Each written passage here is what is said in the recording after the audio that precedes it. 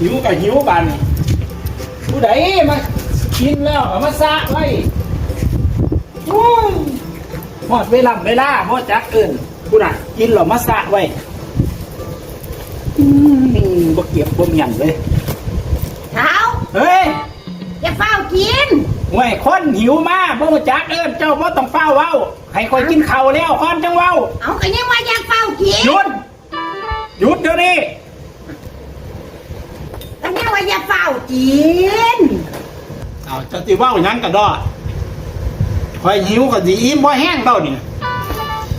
เฮ้ยเอาเจ้างูอยู่บ่อันนี้ใส่ใหญ่อย่างอยู่หั่นหมาดำมันไปกินแล้วหมาบักดำ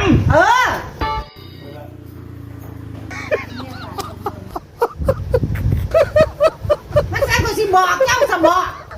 ว่าอย่าเฝ้ากินอย่าเฝ้ากิน